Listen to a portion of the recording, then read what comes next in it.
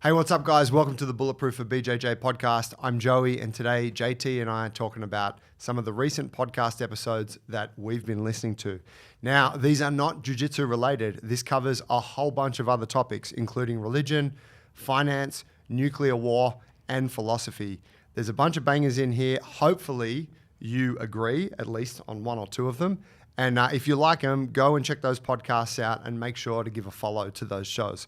Also, give a follow to our show. It really helps to support us in what we're doing. Give us a 5-star review, subscribe, do all that shit. We appreciate it. Enjoy the app.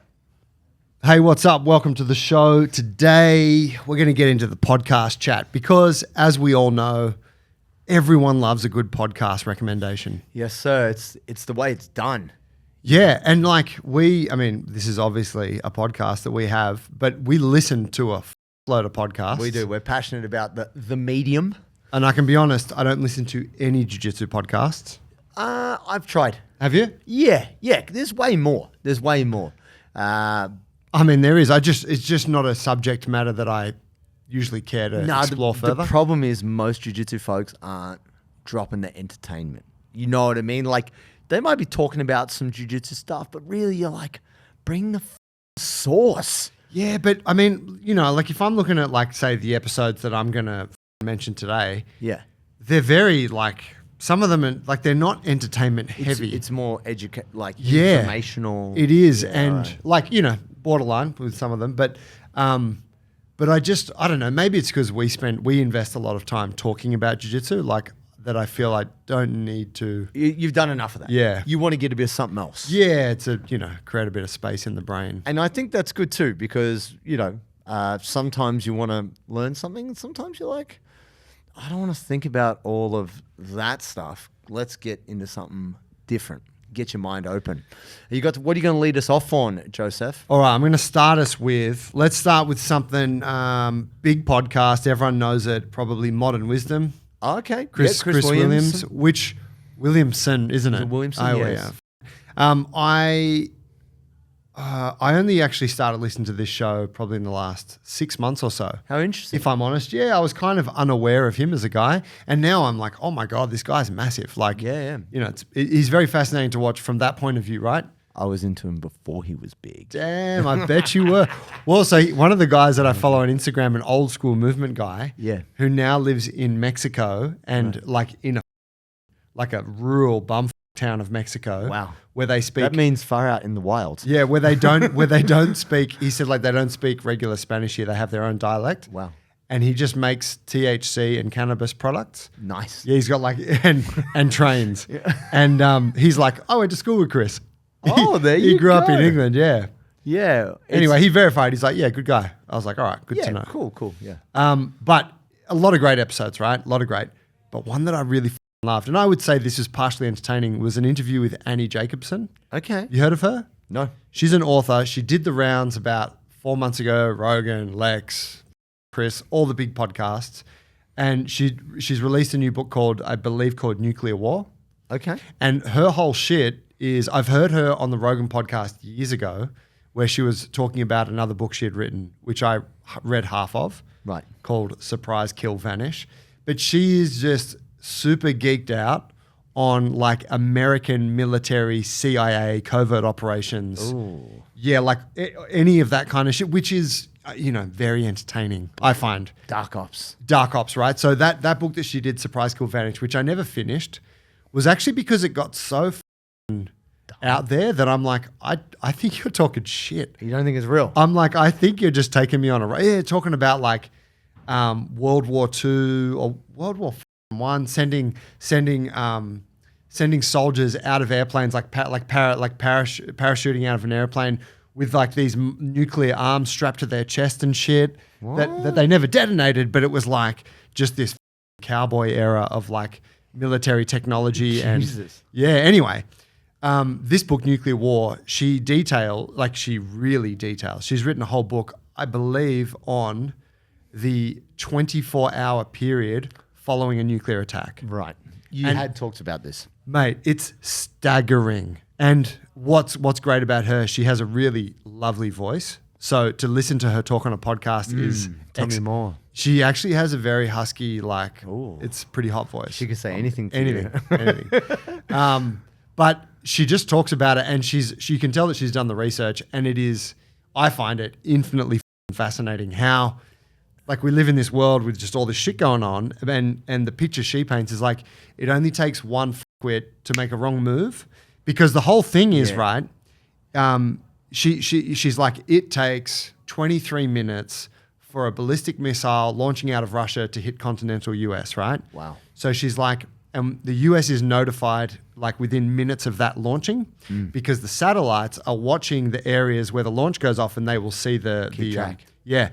So she said the only logical response once we see one go is for us to launch back. Counterattack. So you can't wait to see where it's going to land. No. So it's this thing of like, once someone launches, everyone launches. Oh, God. And it just, I mean, it's game over. it's terrifying stuff. And that's, in the episode, you're like, holy shit, like, it's quite alarming. Wow. But, casual drive on a Sunday, you want to learn some shit about nuclear warheads. That messes me up, man. I mean, look, I'm having an existential crisis. I just learned about physics. Don't worry about real potential life-threatening situations.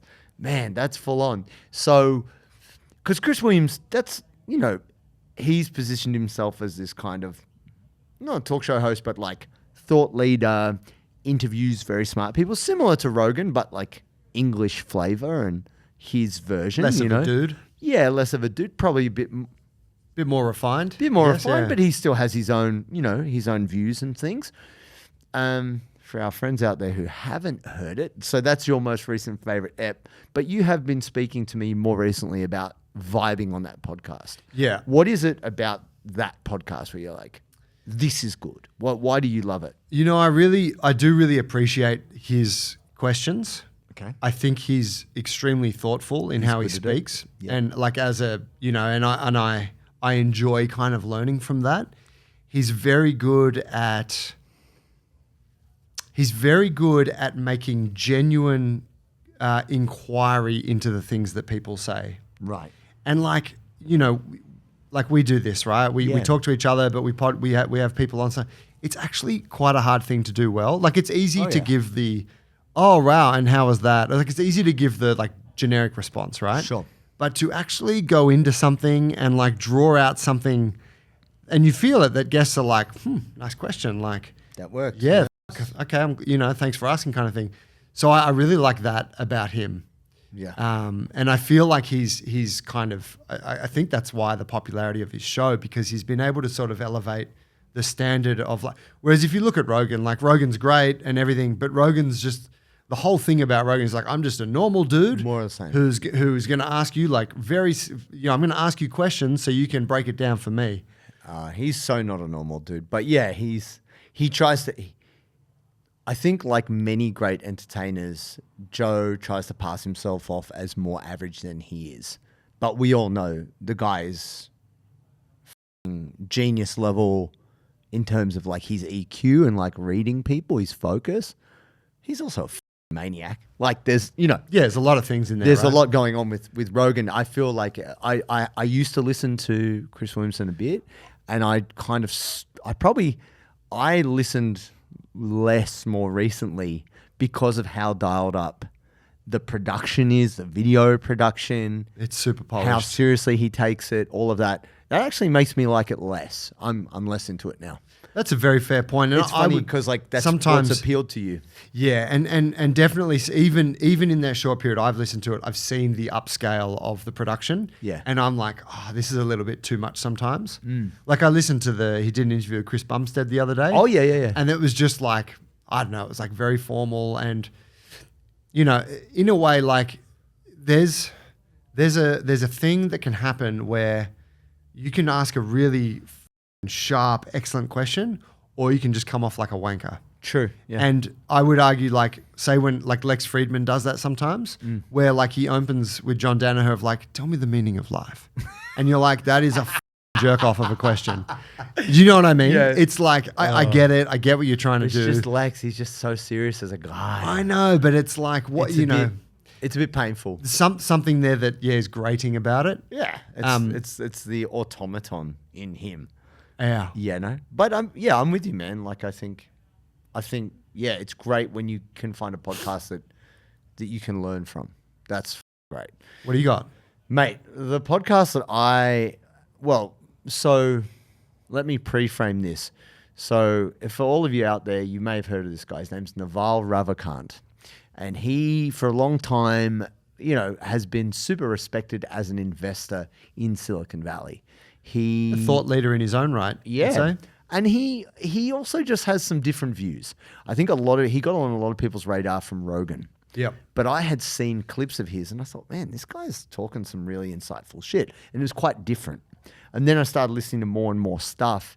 And more recently, he has started his own podcast, which is just before you could only get him on other people's shows. And then he just stopped doing it. And he's quite sparse with his it's very like once you've listened to probably 5 or 6 shows of like that he's done, you won't find interviews with him. Wow. Unless he's done like a live speaking event or whatever it might be. And this guy started Angel List. He was like the founder of that with another gentleman, which is like one of the largest online platforms for startup companies to get money from investors. And they do all kinds of stuff now. But yeah, Naval drops dimes like all the time. You're like, what the like this guy doesn't stop thinking. It's crazy. So you could listen to half an hour and just be like, shit, I just learned like 10 things. I got to write this shit down. I got to stop. But he will typically do like a 3-hour, just boom, someone's asking him questions. He's a person who speaks in like fully formed sentences. He doesn't need to think about it on the spot. He's already thought about it. And so, because also he's super connected in the world. Motherfucker speaks in fully formed sentences. We're all like, well, he doesn't, shit. But he doesn't say. He doesn't just grunt and he like. Well, no, he doesn't say but or or like he doesn't pause. It's clean and it's just like. That's a quote. Like he's a soundbite. Soundbite sensei. That's what I call him. And he's unstoppable. So it's really interesting that now he has his own podcast. Like it took a while. What's the format of his pod? It's literally like Naval on how to get rich. So that's what got him really famous. Actually, it was a tweet storm, and basically it's 25 to 32 tweets, which were all kind of paired together, and it was like one of the most reshared things on Twitter ever, because he said basically how to get rich without getting lucky, and he just unpacked what you need to do to be successful, and he said anyone who's asking you to pay them on how to help you get rich, that's bullshit. He's like, if someone's rich, they don't need money from you. They would just share it with you because it's so defensible. Once you're there, no one's taking it from you. You know what I mean? Like his attitude is it's not zero sum. It's very open. And so it's finally great to be able to find all that information in one place. You don't have to hunt it down from the corners of the internet. And he's producing more and more content. And he's like got shit he's interested in, like quantum physics, or he's interested in crypto, or he's interested, like he was one of the guys who really pushed ETH. Like he was very early on ETH and Ethereum, and he pushed the Russian founder, into fame. Like he did a big talk with Tim Ferriss, and really promoted that as like the blockchain could be the future. Guessing he had a reasonable sized holding of Ethereum. Did he not? Yeah, like he's an investor, man. Oh, it's the future. Everyone needs to get in right away, bro. But he's bro. The thing about Naval, he's like early on everything, man. Like he was early. He was one of the main advisors on Airbnb, like Drew Houston, Dropbox. Like he was an early investor in Uber. Like the guy, like he's had so many backs winners. He's backed so many winners, and he also is very founder friendly. I know a lot of people who know him, and no one really says anything like bad about him. He's just such a nice fella. So it's just like, that's cool to know that, because sometimes you have this thing where it's like, like whoever it might be, like someone who you have the parasocial relationship with, maybe like me. You hear me on the podcast, you think this guy sounds so reasonable, so nice, and then you meet me in an open mat, and I'm a complete quit and I beat the out of you. And you're like, I'm never listening to that podcast again. Yeah, like, I got him mixed up with Joey this but whole I time. love Joey. Oh, bro. Shit. But the thing is, like, by all reports, Naval is a great guy. Like, in terms of helping people, he's very willing to help people. Yeah, right on. So, yeah. Yeah, I did listen to him on Rogan some years ago, and I remember the episode was super impactful. Yeah. Like, he dropped a lot. I'm like, me, this guy is a clear thinker. Yeah. And some great takes on shit here. Yeah, and so- it seemed to cover a lot. Yeah, so finally, after I think a lot of people just harassing him, it's only been this year, I think. But he's got a bunch of episodes on there, and the topic is just in the line, like how to get rich, or like Naval on Ethereum, or like and they're huge. So if you want to learn some shit, it's a good one. Number 2 for you, Joseph. So I'm coming now. This is where shit gets intellectual. Ooh, imagine. I think last time we spoke about podcasts, I told you about Richard Wolff, who's a economics professor that I really like. But and he's also a Marxist. He's a Marxist. Yes. Yep. And I went on a binge of his stuff, and I was following him around the internet trying to find different, because he talks so well. And he jumped on this podcast quite a few times called Robinson's Podcast. Okay.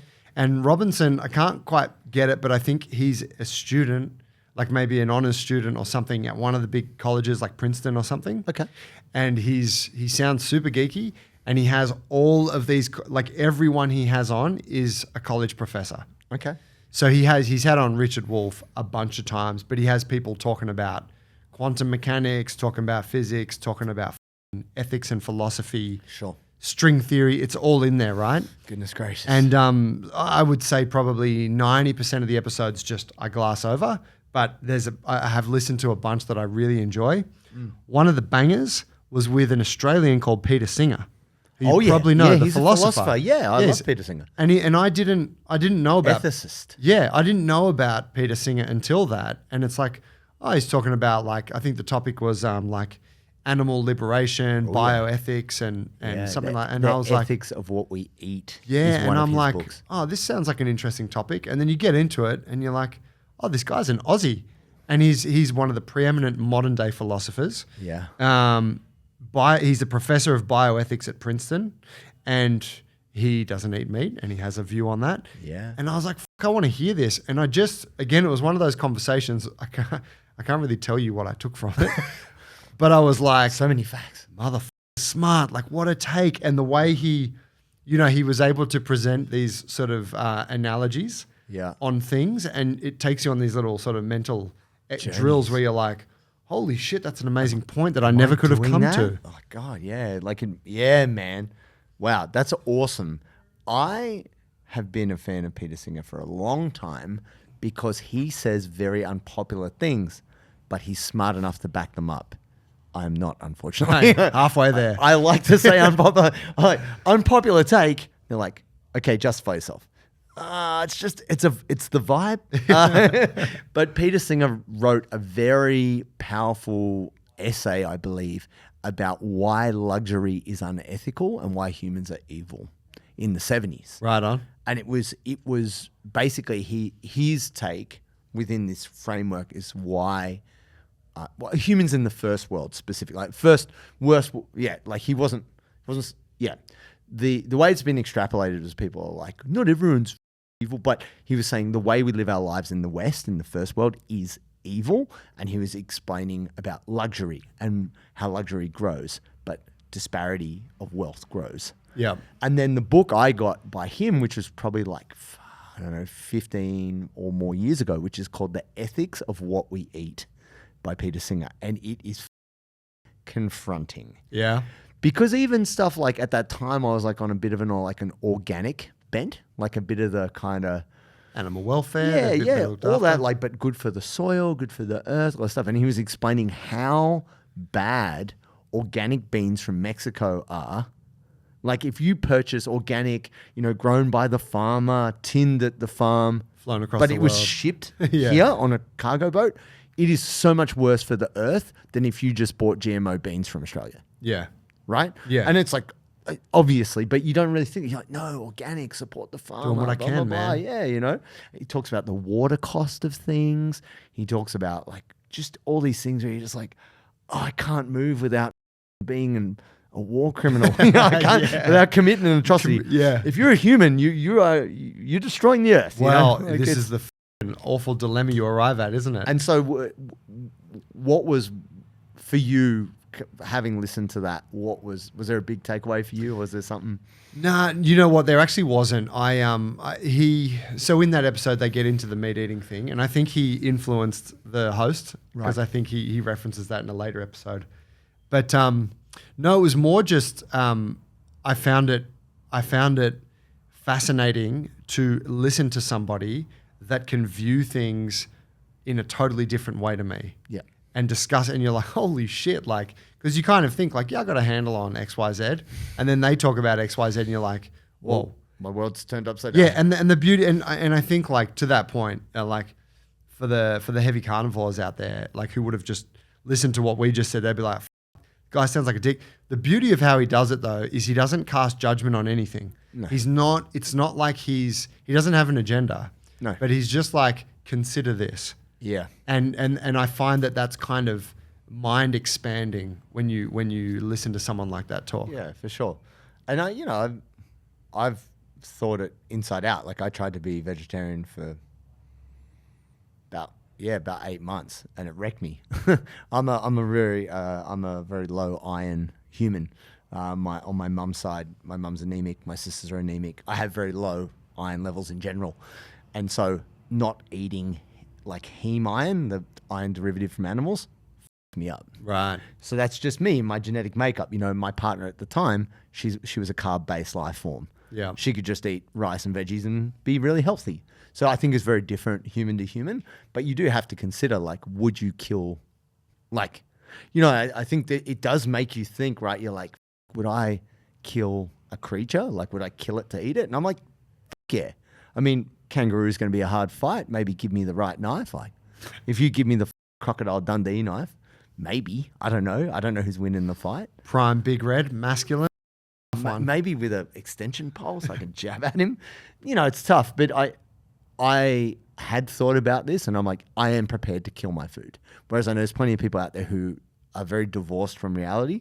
They don't want their meat to look like an animal. Yeah, because it hurts them inside. They can't correlate their behavior with what they're doing, Yeah. The kind of cognitive dissonance. But I'm telling you what, if you leave me in a room with a chicken and there's no way out, only one of us is walking out. And it's not that fucking chicken, bro. I'm going to eat that mother. Man, whatever. Ethics to the side, laws of the jungle. So, I mean, that's cool. It's cool when you do learn something. Like I think most of us listen to stuff for entertainment, and then we kind of retroactively go, oh, no, but I learned this interesting political thing, or, kind of. My third one's going to be all about entertainment. Okay, good. Perfect. All right, well, that's what we'll do. Yeah. I was just going to say too, like if you guys want to go find these episodes, you can just go like Robinson's podcast, Peter Singer. Yeah. Chuck that in, or chuck in Modern Wisdom, Annie Jacobson, and the search function will find it for you. Yeah. I'm not giving you episode numbers and shit. No. Well, there's... Oh, man, I got so many podcasts. It's hard to filter them. I'll cut to like informative, like really bite-sized, grab that, good to go, next thing. Because we've talked about this before, but this is a different podcast. This is the Morgan Housel podcast. It used to be called the Psychology of Money podcast, because that was a book he wrote, which he's I've read that. He's most famous for. Yeah. That really elevated him. Like it's a bestseller. Yeah. He's written he wrote another book more recently, which is like Same as Always, which is a really good book too. But it's a principle that comes out of the psychology of money. And he basically takes a topic like Same as Always, and he says, like, here's what's not going to change in 10 years. And this is why you need to act accordingly. Like people are always like, oh, what's going to be different next year? What's the new thing? And he was like, no, like that's actually kind of irrelevant. Once you understand principally what doesn't change, whether it's human behavior, the economy, blah, blah. He's like, then you know how to conduct yourself. And he's just he actually was a journalist before he started getting into finance. And then I think he got a job with quite a large financial institution, and that's how he got kind of his financial chops.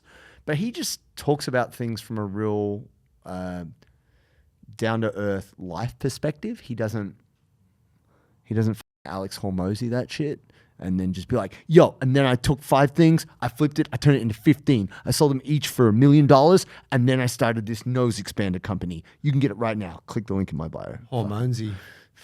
That guy. Anyway, the great thing about Morgan Housel is he's super laid back because he's made, like and then this is the thing about Naval too, right? The guy's like so made. He actually he's just doing what he's doing for the love of the game. Like he's not actually trying to profit off it. Yeah. He's just doing it because he likes it. Same thing, Morgan Housel. He actually doesn't have a consistent publish rate. Like some weeks he doesn't put an episode out. He's like, yeah, I was on holiday with my kids.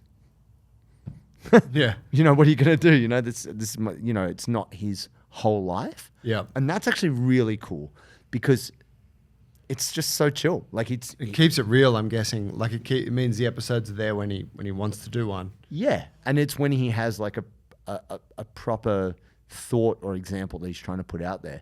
And it's interesting because he often uses those episodes to then form greater ideas for his books. Ah, okay. Like when I got his new book, I was like, oh, that's kind of in previous episodes of his podcast, but he's kind of expounded on it. He's just leveraging already made content. Shit. Cheeky dog. But it's good. It's good. Those are kind of 15, 20-minute eps. Okay. And so that's the show. That's the show. What's the name of the show? It's literally called The Morgan Housel Podcast. Okay, sick. It's like just, you learn some shit. It's super easy, nice guy. Game on. Okay. Good. So here's my number 3 for entertainment and good vibes. I've mentioned the show before, Behind the Bastards. Oh yeah. But there's like, you've told me information from that. Oh yeah. Which is quite. Well, yeah. I mean, you learn a lot. You learn a lot in it, but it's fun. Not all episodes are fun. Yeah. Sometimes he's telling you about a mass rapist. Oh God. From the Philippines. Oh God. And he gives you a 3-parter on that. That's Joey.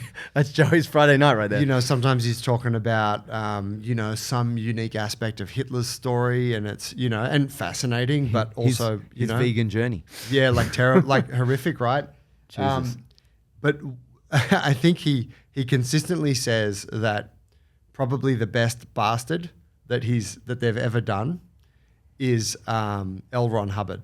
The creator of Scientology. Oh my God. And he's like, he is because like he didn't rape anyone. Like, and if you listen, he's like, he did a lot of fucked up shit to people, but he's like, the awful things he did were not like, they were just, it was different, and he it was kind of start a cult, and he did a lot of shit. You know, they were on that boat out in the wild, and who knows what happened out on that boat. Sure, but there's no, from what I understand, there was no, it wasn't about like, the guy was on on a trip. Like, he is a twisted, greatest tax evader of all time. Unique, infinitely fascinating character. Crazy. And he's done a couple of different series on Elron, but the one that Elron your favorite bastard? Yeah, it probably was. I think I would listen to any piece of content about Scientology. Wow. Like any podcast, it's like, behind Scientology. I'm like, tell me. I'm in. Like, it is so interesting. Son of a bitch. I'm in. But this one is called The Last Days of L. Ron Hubbard. Wow. And it just details, like from the boat and shit, but him, like them trying to buy this town and him trying to become like the mayor of the town, to then starting a film studio where they were making movies and he was the director. Wow. And he had a director's chair and a pipe and shit, and and they pumped out a bunch of films, and that, because he was, for those who don't know, he was a science fiction writer. Yeah. And fairly prolific, like the most prolific in history. He wrote the most science fiction novels of all time. Yeah, he wrote something like 500 books a year. Like, it is like more than one a day. It's ridiculous, the volume of work he put out. Wild. And they're all horrendous. And then he built a religion that's largely based on these one of the novels. ridiculous tails. It's Yeah. it's the wildest shit. But yeah, I've listened to that series a couple of times, and it's like every time it gets me, I'm like, holy, like it is. You couldn't come up with a more fascinating true story, Wow. or fictitious story rather. Yeah. What is it? Fiction is Truth stranger than fiction. Truth stranger than fiction. Yeah. It's full on. Yeah. All right. That's cool. It's hard.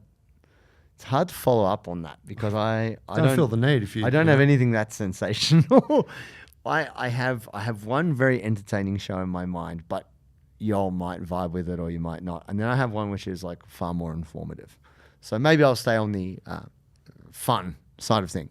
Now, I don't know if you actually get this on audio because I just actually watch it on YouTube. If I'm like not feeling great and I'm like, I need to laugh at some dumb shit, like pure entertainment.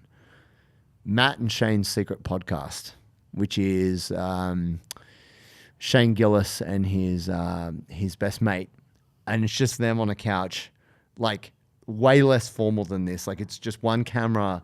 Or no, they have a few camera angles, but they're just like one of them might have like just socks, like they look like they just woke up from a bender and they just got microphones. They talk about Warhammer, they talk about president, they talk about just random shit. But the thing is, Shane Gillis is a genius at bits.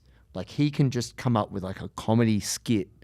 He can freestyle a comedy skit off the top of his head. Right. So it's interesting because he's kind of almost like when you see him going back and forth, they're almost workshopping ideas for comedy bits. Right. And then if you've seen any of Shane Gillis's, like, I think it's like, what is it? Beautiful Dogs is his most recent thing. Because Shane Gillis has one of the best Trump impersonations of all time. Right. Did he do that on? He did it on Rogan. Okay. But he's done it on. Did he dress up and do it sometime? Yeah. Saturday Night Live He did a speed dating. Okay. Yep. He famously got cancelled from Saturday Night Live. Oh wow. And then they put him back on most recently, which is kind of hilarious. Which is like his victory come back, But no, he talked about going to, I think it was the George Washington Museum, and how there was a guy there who was they're all in character, and there was like a slave, and he was the only white guy. He went on a holiday, like he went there off peak, and there was no one there but him, and so all these people were talking to him, like, "Yes, massa," and he was just like, "Nah, man, you don't have to do that, bro. Like, just me, just chat to me, man." And he wouldn't break, and he's just like, "Oh my god." Like, because he always really held George Washington up really high. And then he's like, when you learn stuff about this guy, you're like, oh my God. Anyway, he holds it together. He talks about how he had horse teeth and like oh, yeah. Yeah, brutal stuff, like brutal stuff of what that life was like back then, even though he was very wealthy and he did in fact have slaves and all kinds of stuff. But they just talk about all kinds of shit. He talks about like going home and have to live with his parents, how his dad walks in on him when he's playing like Warhammer online. He's like, what gay shit is this? Like just his dad busting his ass, and then his dad is like an alcoholic, hardcore Republican supporter. And, like he's just, it's funny, Shane Gillis, and because Matt is also like funny in his own right, but he plays like a good kind of bounce off guy. Like is he a comedian too, Matt? Yeah. Okay. Yeah. Like, do you like that show? Is it like an escapist kind of? Yeah, it's just like not thinking. It's like switch your brain off, which most of the time when I'm listening to a podcast, it's switching my brain on. Yeah. But like Matt and Shane's Secret Podcast, they just talk, and they get random comedian guest friends on, but it's so informal and it's so rambling. You can kind of just not, you don't come with an expectation, but you will probably laugh many times throughout the whole thing. Right on. And so that's like, it's super low budget. You don't have to do anything, and you're going to have a good time. Yeah. Which I think is the best. It's better than endlessly scrolling Netflix looking for a show that you're half interested in and then selecting nothing after an hour. Oh yeah. Or worse, you select something and then you get like 45 minutes in, you're like, nah. I wasted my life. Yeah. Yeah. So Yeah, there it is. Matt and Shane's secret podcast on YouTube. I don't know if it's on audio. Okay, sick. There it is. Yeah. That's sick. Hope you guys get something from those recommendations. If you do like jump on, I'd be interested to hear like either through the Instagram or through the YouTube comments. Let us know which ones you watched and liked or hated. Yeah. It would be fascinating to know what hits with y'all. We'd love it.